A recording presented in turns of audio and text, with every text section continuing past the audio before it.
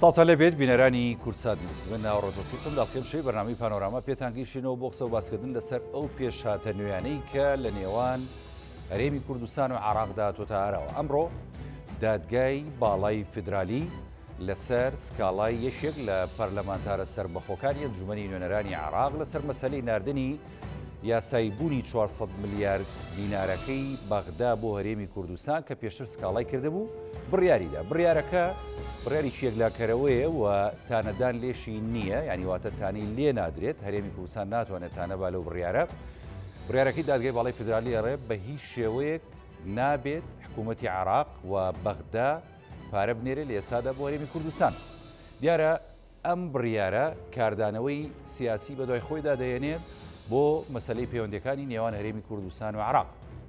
دوایەوەی کە ئەم پەیوەندیانە پێی نایە قۆناغێکی گرنگ و بەرەو پێشوونی باشە بوو لە نێوان هەرێمی کوردستان و عێراق دوای ئەوەی کە حکوومەتی نوێ بە سەرۆکایەتی محەممەد یاسۆدانی پێکات. ڕەهەندەکانی ئەم بڕیارە لە ڕووی یاساییەوە چۆنە؟ ئەمە جارێکی دیکە پەیوەندیەکانی هەرێمی کوردستان و بەغدا دەباتە چۆ؟ هەرێمی کوردستان چۆن نەتوانێت مامەڵە بکات لەگەڵ ئەم بڕیاری دادگای باڵای فیدرالی؟ بەگشتی گفتوگۆکین لەسەر ئەم بابەتە بە میوانداری هەرێک لە میوانە بەڕێزەکانم دکتۆر ئارەس عەبدوڵڵا چاودێری سیاسی کە بە سوپاسەوە لە هەولێر لە ستودیۆکانی کورسات نیوز لەگەڵمانە بەخێر بێت دکتۆر. هەروەها بەڕێز کاک سەڵاح باپیر شارەزای کاروباری عێراق کە بە سوپاسەوە جەنابیشان لە هەولێرەوە لەگەڵمان بەخێر بێن. سەرەتا لە دکتۆر ئاراسەوە دەست پێکەم. دکتۆر ئەمڕۆ یعنی ئەزای هەمومان کە ئەمە یەکەم بڕیار و کۆتا بڕیاری دادگای باڵای فیدرالی نییە سەبارەت بە هەرێمی کوردستان، بەڵام بڕیارەکە لە کاتێکدایە کە پەیوەندیەکانی نێوان هەرێم و بەغدا لە ئاستێکی زۆر باشدایە و خەڵکی هەرێمی کوردستان و حکوومەتی هەرێمی کوردستانیش ئومێدیان بوو کە بەغدا لە ڕووی داراییەوە و لە ڕووی ناردنی بوجەوە ینی ئاوڕباتەوە لە هەرێمی کوردستان. ئەم بڕیاری ئەم ڕووی دادگای باڵای فیدرالی چیمان پێڵە لە واقعی حاڵدا؟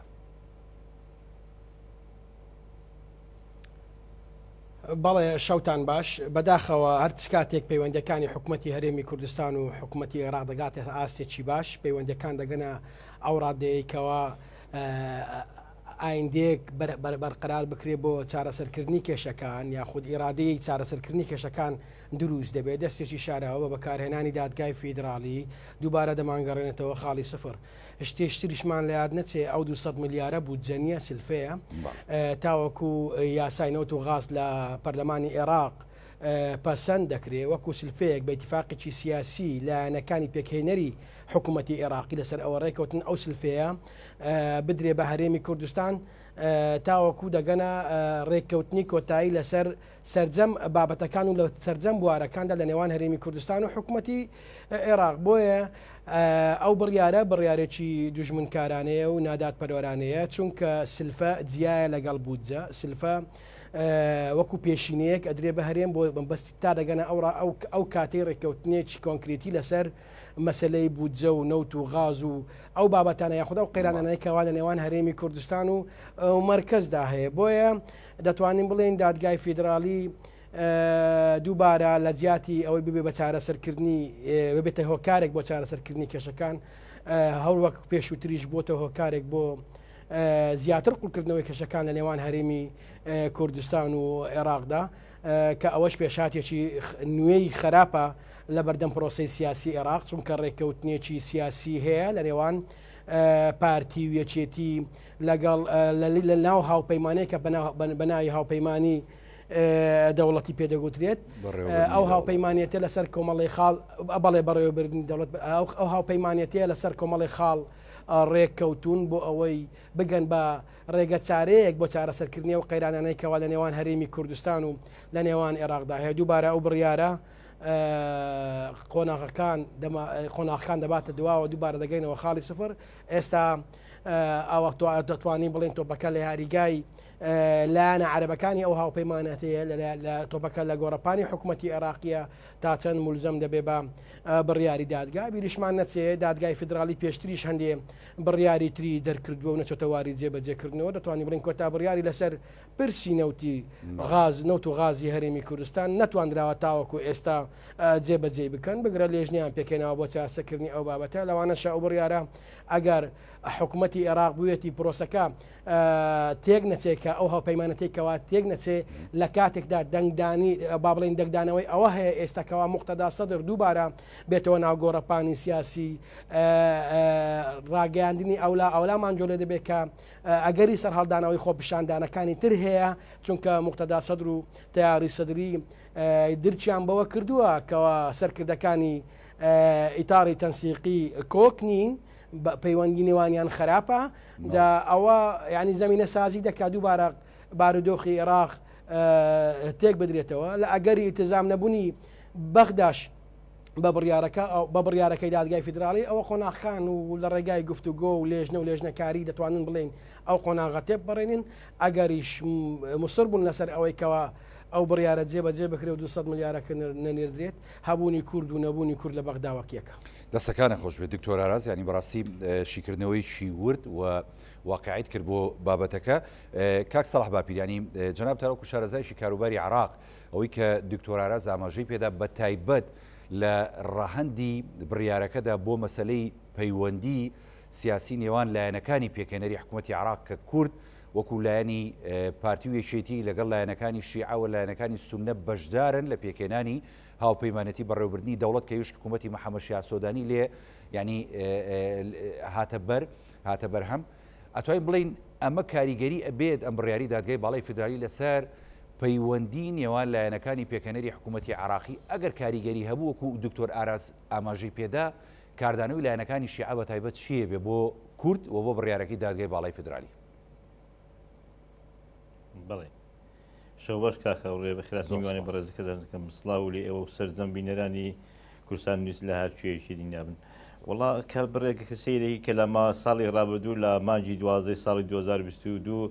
بەڕێ محەممەد شایع سوودانی کە بڕیاریدا 200 ملیارەکەی بۆ 2 مانگ شایستەی دارایی وەکو سلفەیەک بنێری بۆ هەرێمی کوردستانەوە بەڵام تاکو ئێستاکە ئەمڕۆ نێزیچین لە مانجی دووە تاکو ئێستاکە ئەم بڕپارێ نەنادراوە ئەمە بەڕاستی هەر بە خۆی لە خۆیدا جێگەی گومانە کە کەم باوەکی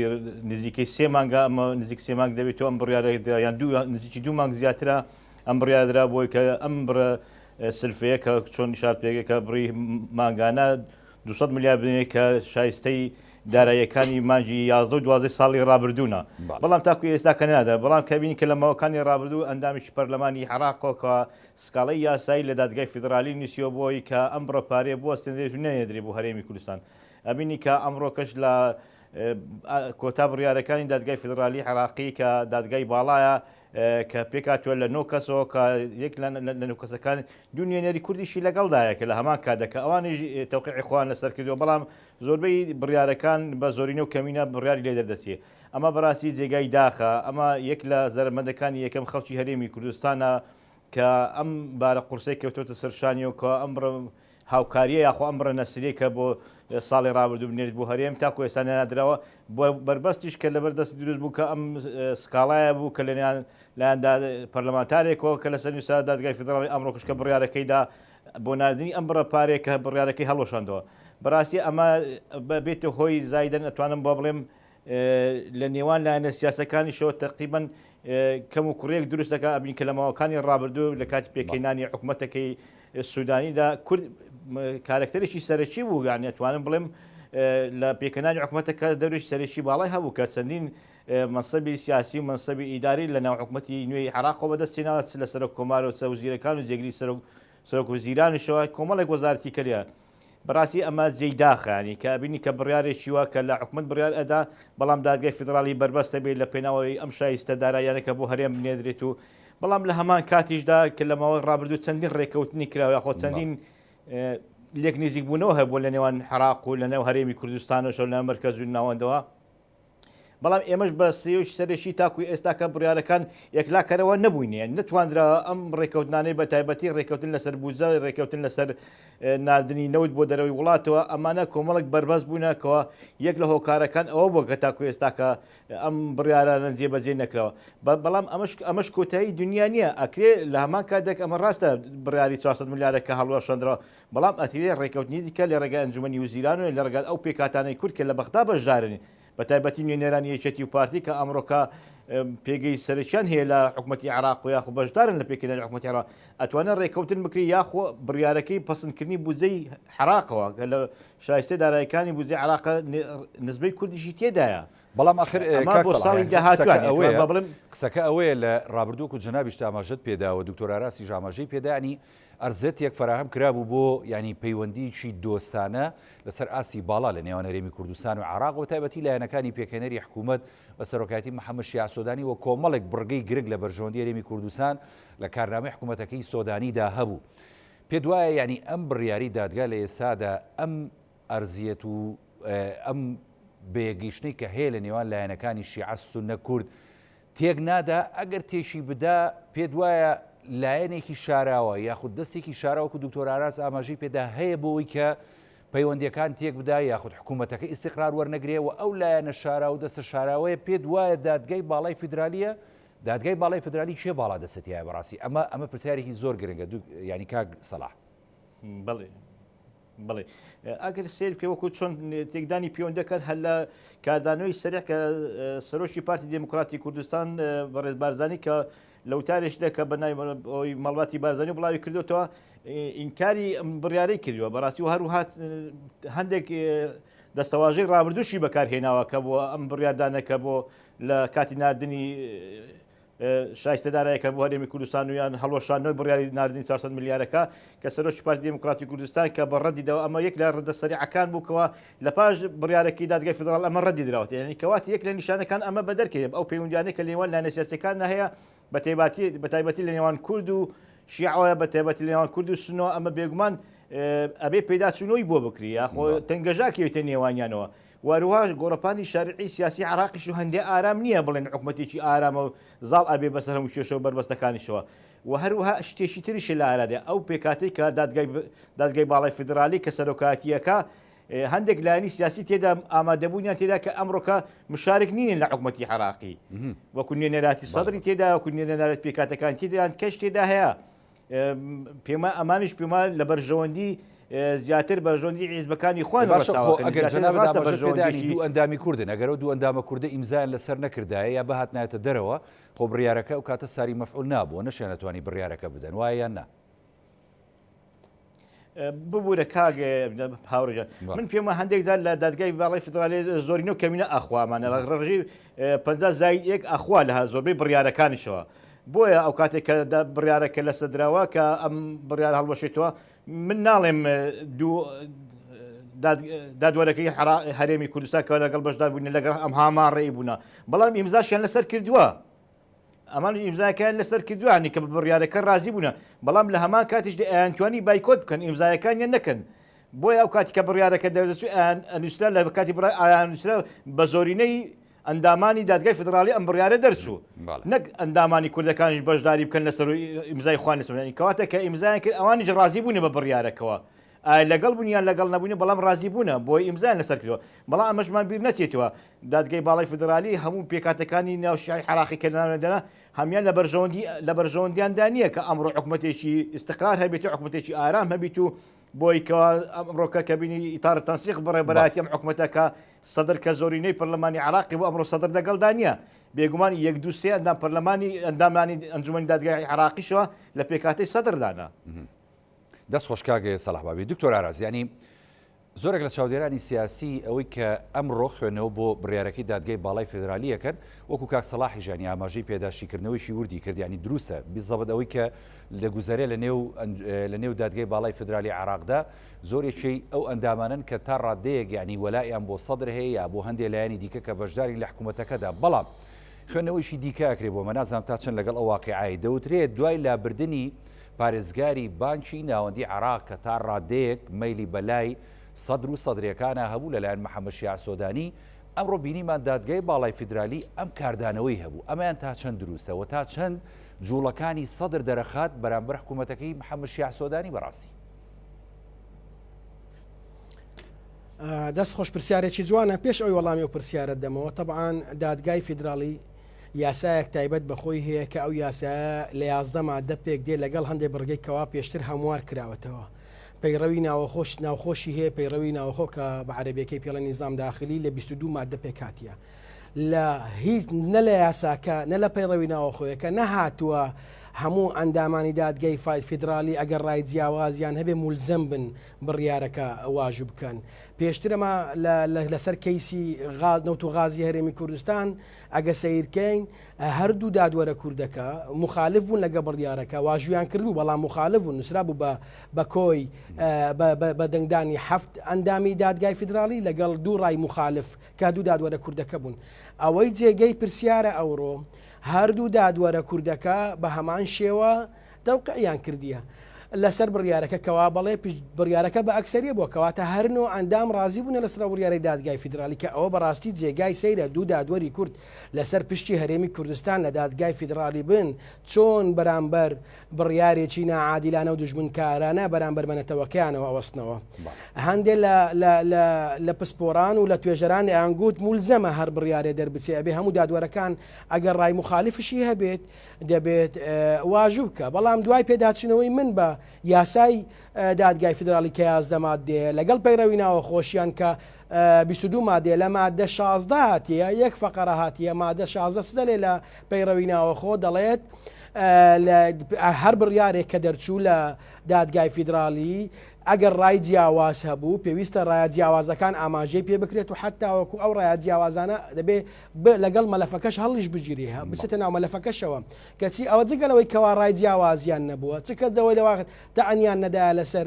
بڕیارەکە یاخود بایکۆتی دانیشتەکەیان نەکردێت کە دەسەڵاتیان هەیە نەیان کردیە کەچی واژووشیان کردیە. هەندێک کەس ئەو خوێندنەوەی هەڵەیە کە دەڵێن دەبێ ئیلا تەوقیعیکە ماتل زۆرینە لەگەڵ ئەوەدا بۆ تەوقیعیکە فەرموو 11 مادەی یاساییمان هەیە لەگە 22 مادەی پەیڕەوی ناوەخۆ لە هیچ مادەیەکی یاسایی باسی ئەو شتە نەکرایە سەیرە یعنی نازانم سەرکردایەتی سیاسی کوردستان لەسەر چ پێوەرەك دادوەرەکانیان لە دادگای فیدرالی دانایە. طبعاً لابردنی بەڕێوەبەری بانکی ناوەندی کە لەسەر سەدرریەکان حسابە بەڵێ ئەوە وای لە سەدر کردووە کەوا بیر لە دووبارە هاتنەوەی ناوکاری سیاسی بکاتەوە هەندێک لە یاساناسان و توێژەرانی سیاسیش طبعاً پێش بێمە سەر ئەو بابەتە بارودۆخی عێراق و وەزعی عێراق بەڕاستی خوێندنەوە بۆی زۆر زەحمت بووە لە ئان و ساتێکدا وەزعەکان دەگۆڕێت ئەگە سیرکەین هەرێمی کوردستان لەگەڵ بەغدا لە قیمەی نزیک بوونەوە بوو تقریبا دەتوانین بڵین بینەوە خاڵی سفر و بەیاننامەکەی سەرۆک مەسعود باردانی زۆر واضح بوو کەوا دادگای فیدرالی بە محکەمەی سەوری سەردەمی ڕژیمی بەعس ناوزەند کرد خۆی و پەیامێکی زۆر توندە یەکەم جاریشە کورد یاخو بڵێن سەرکردەیەکی سیاسی کورد بۆ توندیە ئاماژە ینی با بڵین بەیاننامە ئاراستەی لایەنە سیاسیە عێراقیەکان بکە. بارودۆخی عێراق قەیراناویە دۆستانی ئێمە دۆستانی هەرێمی کوردستان چەندین جار لەگەر پارت و لایەنە سیاسیە کوردستانیەکان دانیشتوون ئاگاداریان کردنەوە یاخود هۆشداریان پێداون کە پێویستە بە تایبەتی پارتی و یەکێتی لە بارودۆخی عێراقی گورتو بوون و کێشەی ناوماڵی خۆشیان لە هەرێمی کوردستان چاک بکەن لە ئەگەری دروستبوونی قەیرانێک گیان هەبوونی کێشەیەشتر لە عێراقدا هەرێمی کوردستان ئامادە بێ. بەداخەوە ئێمە تاوەکو ئێستا لە هەرێمی کوردستان کێشەمان هەیە نەمانتوانیوە یەکدەنگ و یەکڕەنگ بین لەسەر هەموو بابەتەکان کەوا پەیوەستە بە هەرێمی کوردستانەوە جگەلەوەی کە لە بەغداش ناکۆک بووین لە هەرێمی کوردستانیش ناکۆکەکانمان ڕۆژ بە ڕۆژ زیادی کرد هەرچەندە ئێستا هەندێک پێشات هەیە بۆ ئەوی بگەن بەڕێککەوتن لەسەر پرسی هەڵبژاردننی هەرێمی کوردستان ئامادە بێت هەمیشە ینی لە بەرامبەردا ینی دەرفە دەدۆزێتەوە بووی کە لێوە لە هەرێمی کوردستان بدرێ بەتەکید هەرچ کاتێک کورد یەکگرتوو ببێت لە ناوە خۆی هەرێمی کوردستانتانی یانە دەستکەوتی زۆر باش لە بەغدا بۆ هەرێمی کوردستان و خەڵکی هەرێمی کوردستان بەدەست بێن هەرچ کاتێ ئەو دوو پارتە بەسەر دوو بەرەی سیاسی لە عێراقدا دابەش بوونە دەستکەوتەکان کەمتور بوونەتەوە پێگەی هەرێمی کوردستان ڕوو لە لاوازی کردیە لایەنە شیعەکان گیراسە و خوێندنەوەی و استراتیژیەکی باشی هەرێمی کوردستانیان خوێندوتەوە کەوا ئێستا یەکێتی لە بەرەیە بوو پارتی لە بەرەیەکی تر بوو ئێستا بە هەردووچیان بە ناچاری لە ناو هاوپەیمانی بەڕێوەبردننی دەوڵەتدانە یعنی وەکو تەسوێکردنی کێشەکان چارەسەرکردنی کێشەکان بە کۆنکرێتی لە نێوان ئەو دوو حزبە لەسەر ئاستێرن لەسەر ئاستی عێراق نەکراوە بگرە تاوکو ئێستش ڕۆیان جیاوازە لەسەر زۆر لە بابەتەکان ئەوە کێشەیە ئەوە پلاسخارت هۆشداریدا با بڵێن نوێنەرانی بەریتانیان هۆشداریاندا واڵوێزی ئەمریکا بەشداریدا مەگرۆک دێک بە هۆشداری پێدەدا ئاگاداری خۆتان بن لە ئەگەری بڵێ ئەگەر ئێوە یەک گرتو نەبن ئەگەر ئێوە یەک ماڵی خۆتان یەک نەخەن عێراق لەسەر تەقینەوەی لە هەر ئانوساتێکدا دەبێ ئێمە ئامادە بین بۆ ئەو گۆڕانکاریانەی کەوا لە ئایندەدا لە عێراق ڕوودەدا دوور نییە دووبارە شەپۆڵی شتری خۆپیشاندان عێراق بگرێتەوە مقتەدا سەدریش و ئامادەیە دووبارە بێتەوە ناوکاری سیاسی ئەوە پێمان دەڵێ بەڵێ حکومەتی محەممەد شەیع سوودانی جگە لەوەی کەوا کێشەی ناوەخۆیشی هەیە کێشەی دەرەکیشی هەیە ئەمریکا زۆر بە سەراحات لەگەڵ حکومەتەکەی سوودانی گفتوگۆی کردووە دەبێت ڕێگری لە بردنە دەرەوەی دۆلار بکە بۆ تورکیا و رووسیا و ئێران و سووریا و لوبناان ئەبێ هەوڵ بدا حکومەتێکی تۆکمە دروستکە ئەبێ هەوڵ بدا دەستی ئێران لە عێراق کەم بکاتەوە ئەوان هەموو هۆشدارینە حتا هۆشداریەکانی ئەمریکا بۆ سوودانیش گەشتا و ڕادەی ئەگەر تۆ ئەو هەنگاوانە نەهاوێژی من حکومەتەکەت دەڕوخێنم زۆر ڕاستە و خۆیانە لەگەڵ سوودانی قسە کراوە لە هەمان کاتدا ئێمە ئامادەنین وەکو کورد پێویستە کورد یەکدەنگ و یەکڕنگ بۆ هەر ئەگەرێکە لە عێراقدا ڕوودەدا ئامادە بێ. دەستخۆش دکتۆر ئاراز دێم و خزمەت جاب کاگێ سەڵاحیانی مەسلەیەکی گرنگ کە لە مەسلەی پەیوەندیەکانی نێوان هەرێمی کوردستان و بەغدا تا ڕادەیەک ئەو هێوری کە هەبوو لەم پەیوەندیەوە ئەو بەرەو پێشتونانی کە هەبوو زۆر گرنگ بوو بەلای هەم عێراق هەم خەڵکی کوردستانەوە بۆ نمونە ڕووداوێکی گرنگی ینی وەرزشی هەبوو لە عێراقدا ئەوەندەی کورد پشتیوانی لاڵبژاردی تۆپی پێی عێراق کردووە دڵخۆش و بۆ سەرکەوتنەی کە لە جامی کەندا و بەدەستیێنا ینی زۆرێک لە هاوڵاتیانی عەرەب بە سونە و شیعەوە تا ڕادێک وەکو کورد دڵخۆش نەبوون.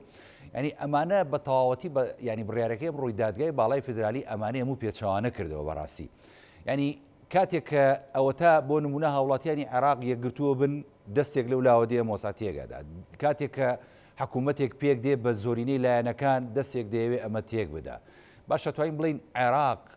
ناتوانێت ئارامی بەخۆی ببێنێت یاخود ئەوە بەرژەوەندی چیەکەوا دەکات عێراق هەمیشە نائارام بێ نێوانی پێکاتەکان هەمیشە ناسەقامگیر بێت یعنی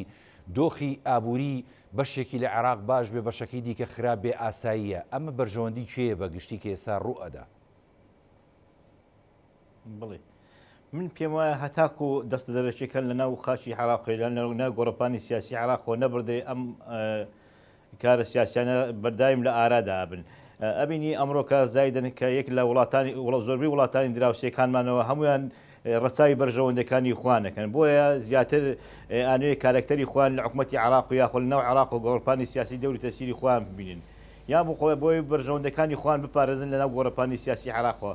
بێگومان ئەمانەش ئەولانە دەرەچیانێت سەر بە وڵاتانی دەوروبەرمانەوەیانەوە استقراری عێراقەوە عێراق ئارام بیتەوە بێگومان لە زەرمەندی ئەوانە ئەمڕۆکە ئەوانی شنایانوێ عێراقێکی بەهێز و عێراقێکی ئارام لە ئارادا بێت بۆی بتوانێت لە گۆڕپانی سیاسی دەوروتەسی تایبەتی خۆی بی لە بڕیارەکانی ئایندەی ناوچەکەدا بڕیاری تایبەتی خۆی بی مەیەک لێک هەنگاوەکان ئەوەیە بۆی ئەوان دایم چاویان لە ئەوەی عێراقێکی لاواز و زەعیفە بی بۆی بتوانن قەرارەکانی خۆیان یاخۆ بەرژەوەندە سیاسیەکانی خۆیان لەناو گۆڕپانی سیاسی عێراق بپارێزن. ئەمە یەک لە خاڵە سەرەکیەکانە بەڵام لە هەمان کاتیشدا من پێما قیاداتی سیاسی عێراقی بە تایبەتی ئەو قیادە سیاسیانەی کە ئەمڕۆ دەوروتەسیری باڵیان هەیە لەناو گۆڕپانی سیاسی عێراقەوە ئەوانیش لەناو خۆیان ناکۆچیەکانی خوان وایان لێکراوە بۆی زیاتر ڕێگا خۆشکرد من لایەن دەرەچیەکان دەستکاری حکومەتی عێراقی بوونیا خۆ بزیاتر بەرژەوەندەکانی خوان لەناو گۆڕپانی سیاسی عێراق بپارێزن. بە دەرەجێک پێما زیاتر سەرکردە سیاسەکانی عێراقینە ئەو هەڵەیان ڕوخساندووە کەەوە دەستی دەرەکی زیاتر ناو عێراقدا بووندێ. ئەگەر بێتی و ئەم لایەنە سیاسانی عێراقی کە ئەمڕۆکە چ بە پێکاتەی شیعە یا پێکاتەی سونە یا پێکاتەی کورد یەکدەست و یەک تۆکمە بن ئەمانە بێگومان ئەم شتانە لە گۆڕپانی سیاسی عێراق ڕوونادا.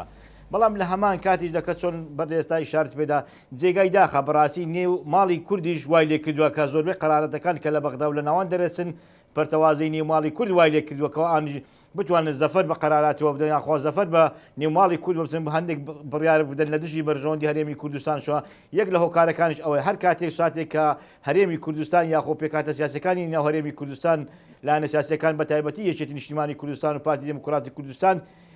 پەیوەندی نێوانیان پتە و زۆر بەهێز بوو بێگومان لایەنەکان کەش حسابیان بۆکەن زەفەریە ئەوتیان پێوە ناون. بەڵام ئەمڕۆکە بینی ناو گۆڕپانی سیاسی هەرێمی کوردستانشەوە کە دووزل هێزی سەرەکی لە ساعەکەدا ناکۆچیەکانیان لە نێوان وایان لێ کردووە کە لایەنەکانی دیکەش بتوانن لە پێناو بەرژەوەندەکانی خوان هەندێک مەساڵحی خوان بپارێزن بۆی زیاتر بڕیاراتی کە لە بەرژەوەندی ناوەندی یاخۆ لە دژی هەرێمی کوردستانی بەسەر هەرێمی کوردستاندا فەرز بکەن. ئەمەش یەک لە هۆکارەکانە کە زۆربەی بڕیارەکان کە لەم ناوانە دەرەچن کە بە ڕێگایەکی قانونیە بۆیە بینەوە کە ئەمڕۆ کە دادگای باڵای فیدرالی دادگایەکی باڵایە قەرار بەدەستویە ئەمە یەک لە هاوکارەکان ڕێخۆشکەر بووکەوە بتوان ئەوانیش ناکۆچەکانی هەرێم ڕێخۆشکەر بکە بۆ هەندێک بڕیار بە سەرهێمدا بکوژێن بەڵام کەسی ئەکی بەڕاستی ئەمە جێگەی داخی ینی سەرکردە سیاسەکانی عراقش کە بینین لە ماوەی ڕابردوو پەیوەندی نێوان هەرێمی کوردستان و بەغدا لەو هاتوچۆی دەم دوایانەدا کە فترێکی باش بەڕێز سەرۆکی یەکێتی نیشتیمانی کوردستان هەماهەنگێکی باشی هەبوو لەگەڵ ناوەندوو یا خۆ سەرۆک وەزیرانەوە دەم دوایانەشدا سەرۆکی هەرێمەوە یا خۆ سەرۆک وزیرانی هەرێمی کوردستان چەندین جار هاتوچۆی بەغدایان کردو لێک نێزیک بوونەوەکی ئەو تۆ تەواو هەبوو پەیدا بوو کە ئەم بەستەڵۆکە بربەستەی کە لە نێوان هەرێم و ناوەندا هەیە بتوێتەوە بتوانین لێک نێزیک بوونەوە دروست بکرێت چۆن جەنابەت ئیشارت پێدا کە لەم چەند ڕۆژی ڕابردوو لە بەدەستهێنانی کاسی خەلیزی عەرەبی کە لەلایەن هەڵبژاردەی منتەخەبی عراقەوە کە بەدەستی ها ئەوەندەی کورد بە پەرۆشی بنەوەکەی عراق بوو بێگومان عەرەبەکان زۆر بە پەرۆش بەس ئەوەندەی کورد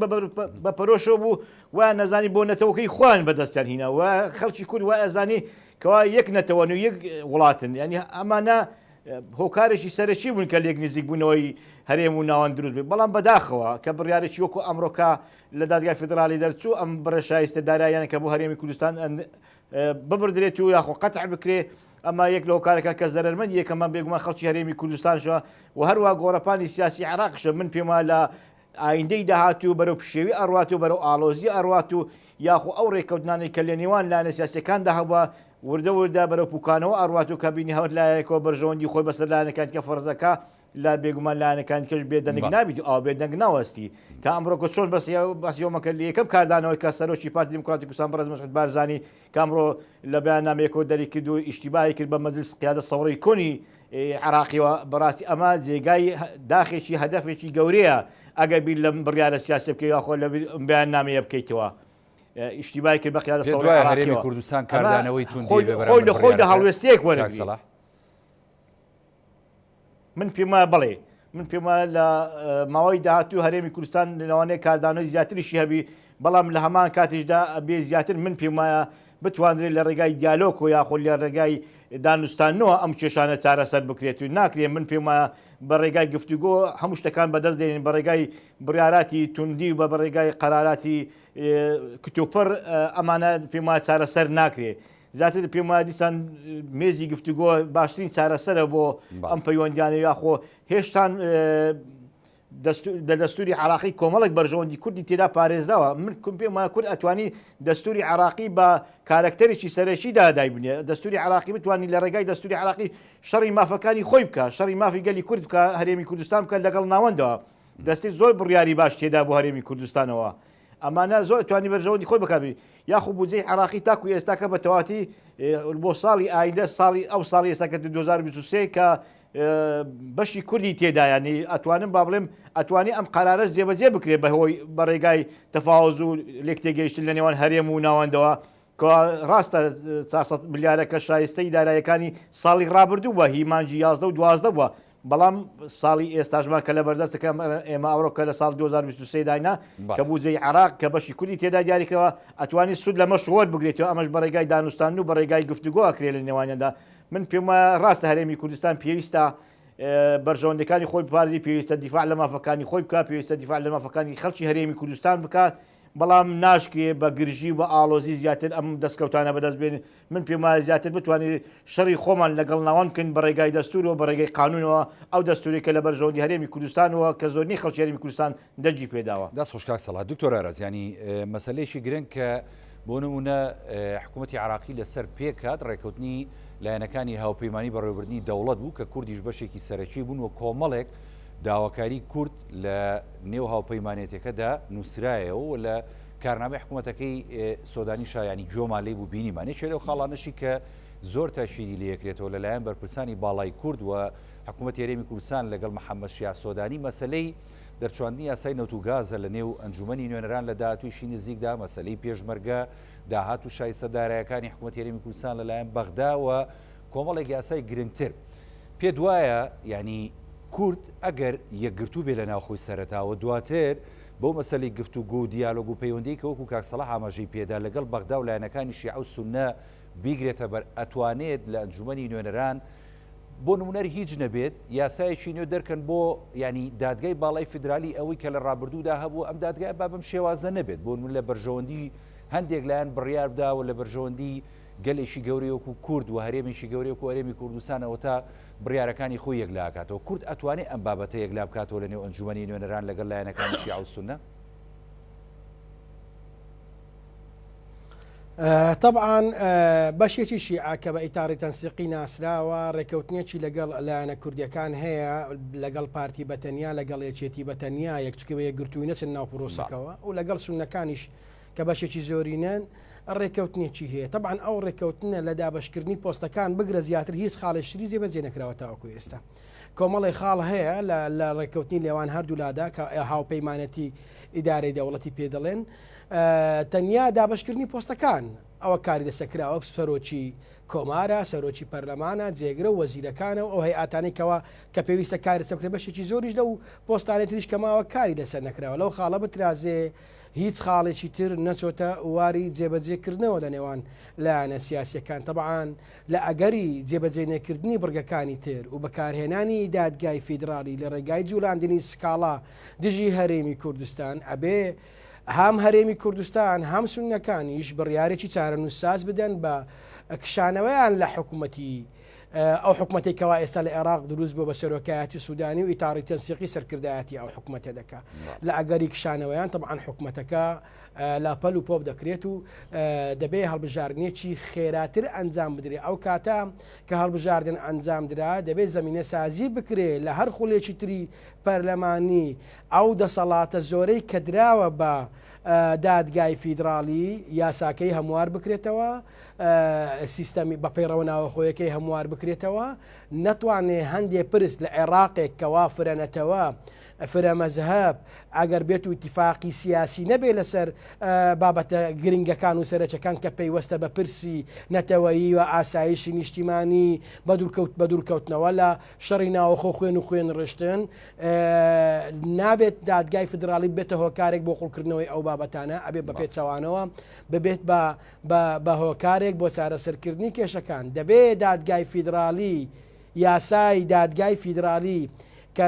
لە 2005 پەسەند کرایە هەموار بکرێتەوە ئەو دەسەڵاتە بە تایبەتی لە بڕیارە تەنفیزیەکان حکومەت لەسەر تەشکیلکردنی حکومەت و ئەو ناوەڕۆکانی کە لە نێوان لایەنە پێکهێنەرەکانی حکومەت ئەنجام ئەدرێ توانای نەبێ ئەو بڕگانە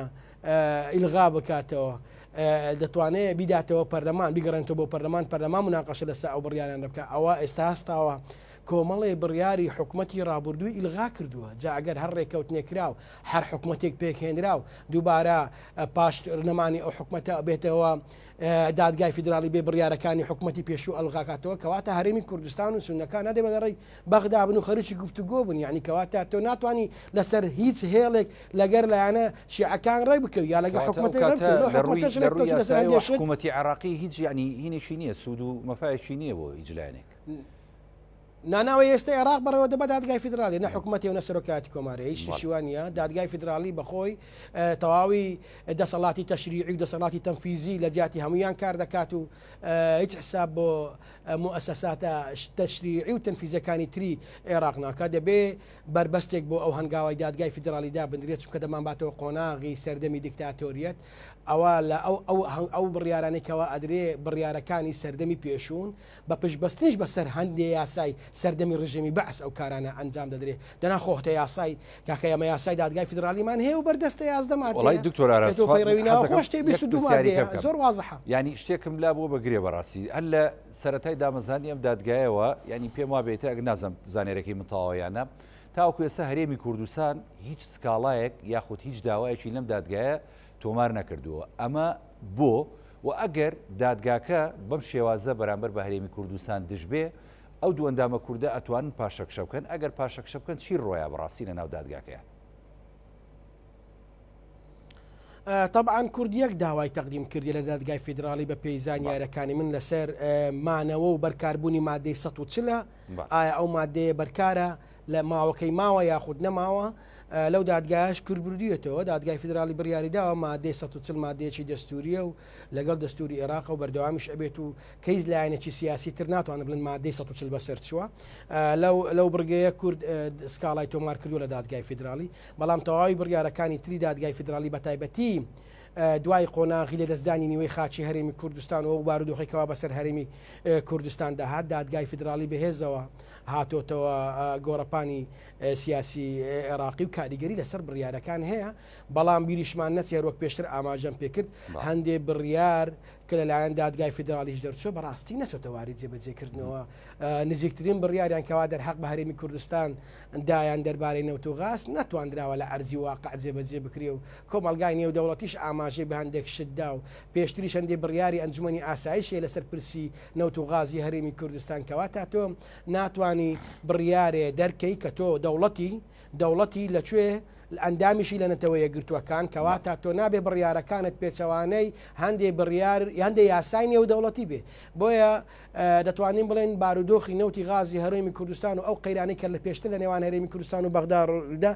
جگە لە ڕەهەندە ناوخۆیەکە ڕەهەندێکی نێودەوڵەتیش هەیە بۆیە نەتواندراوە جێبەجێ بکرێت مەوزوعی میزانیەت با بڵێ میزانێنیە کە سلفەیە ئەسڵەن ئەوە ئیشی دادگای فیدرالی نییە چونکە ناوی سلفەیە پێشینەیەکە تاواکو حکومت لەگەڵ هەرێمی کوردستان دەگاتە ڕێکەوتن پێشینە جیای لەگەڵ بوجە دەبێت ئیتیفاقی سیاسی لایەنەکانی لەسەر بکرێت و ملزەمیش بن هەموو لایەکان پێ ملزەدن بەڵام پێشینە ملزەم نییە بۆ چارەسەرکردن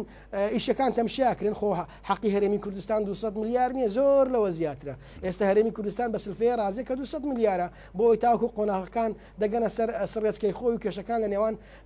ناوەند و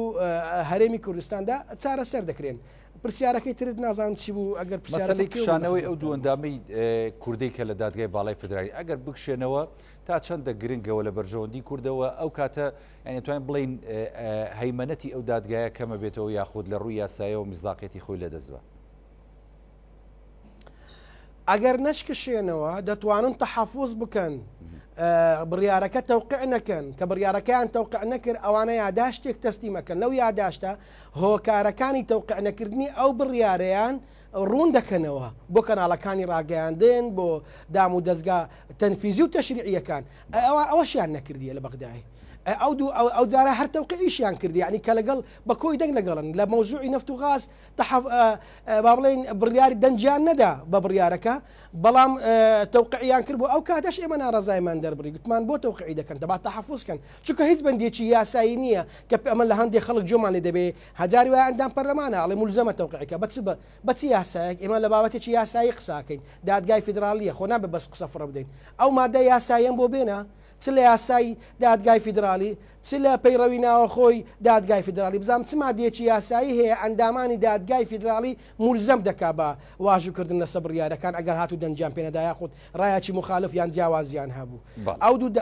ئەو دوو دادوەرە بەڕاستی کەم تەرخە من بەشێکن لە دروستکردنی ئەو قەیرانە سەرکردایەتی سیاسی کوردستانیش دەبێ هەڵوێست پێش ئەوەی هەڵوێست زۆر بگرن بەرامبەر بە دادوەرەکانی تر دەبێ هەڵوێستیان بەرامبەر ئەم دوو دادوەرە کوردە هەبێ دکتۆر ئارازەمەیە کۆتا پەیامی خۆتم پێ بڵێ و پێشبینی بۆ پەیوەندیەکانی هەرێمی کوردستان و بەغدا بەڵام لە ینی کەمتر لە خولەچێ بۆ بچمەوە لای کاک سەلاحیش کۆتا پەیامی زۆر سوپاسە لەو قەناعەتەم کەوا حکوومەتی عێراق نەچێتە ژێرباری جێبەجێکردنی ئەو بڕیارەی دادگای فیدرالی لە ئەگەری جێبەجێکردنی هەرچەندە تاوەکو ئێستا بەربەستە بۆ ئەو پارەیە نەگەیشت و نەنێردراوە بەڵام لە ئەگەری ئەوەی حکوومەتی عێراق بڵێ بە پشتبەستن بە بڕیاری دادگای فیدرالی ئەمە ناتوانین 200 ملیار پێشینە بۆ هەرێمی کوردستان بنێرین وا باشترە بەس بە یەکگرتووی نەک تەنیا لایەنێکی سیاسی پارتی و یەکێتی بەتایبەتی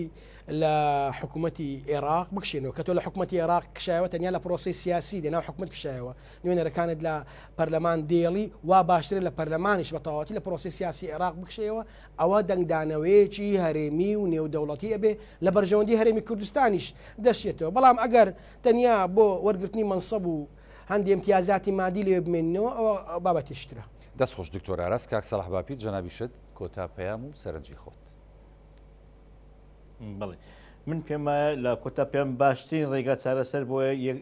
ئێمە لەسەرەوە یەکڕێزی نێوماڵی خۆمان پێوە بکەین یەکڕێزی نێوماڵی خۆمان مێمە کارکتەرێکی سەرەکی ئەبی بۆ بەهێزکردنی پێگەی کورد لە بەغداوە ئەگەر هەر کات و ساتێک پێگەی کورد یەکرێزی نێوماڵی کورد زۆر بەهێز بوو بۆی بڕیارەکانیش لە بەغدا کە ئەدرێن حساب بۆ ئەمە ئەکەن کە کورد یەک دەست و یەک ڕەنگە ئەمە بەڕاستی تێیداخە تاکو ئێستاکە ئێمە نەمانتوان نێوماڵی خۆمان بە تەواتی ڕێک بێخین کەچی ئێمە زۆر شەڕەکانی خۆمان لە بەغدا بێکە تاکلانە ئەکەین من پێم وایە یەک لە هۆکارەکان هیوادارم بە زودکانی کرێزی نێوماڵی کورد ڕێک بخرێت و هەروە بڕیارەکانی بەغداش کە ئەمڕۆکە لە دژی هەرێمی کوردستان دەرەچن مەرز نییە خۆ هەمیان جێبەجێ بکرێن ئەمڕۆ کە سەیرەکەی لە ماوەکانی ڕابردوو کە بڕیاری پسندکردنی کە چەندی پارێزەر داوای مافی خانە نشینانیان کردکەوە هاوتای عراق لێ بکرێت کەچی بەداخۆ هەرێمی کوردستان ئەمەشی جێبەجێ نەکردووە ئەمەش کە بە مافێکی ڕای گەلی کوردە ڕازان بە مافێکی ڕای هاوڵاتیان هەرێمی کوردستان دانێت بەڵام کاتی کشانەوەی پێکاتی کورد لە حکوومەتی ناوەندەوە من پێما وەکو کاتێک بەکاربیندرێت ئەمڕۆکە ناکری ئێمە کە بەشێکین لە خاچی عراقەوە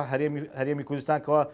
لە دەستور بڕیارمان لەسەرداوە کە زۆرینمان بڕیار دەستورمان پسند کردەوەکەوە حکوومەتێکی فیدرالی سەر بەناوەندی عراقەوەە ئەکرێ کاتی کشانەوەی کیانی سیاسەکان هەرێمی کوردستان وەکو کاتێکی فیشار بەکاربێنرێت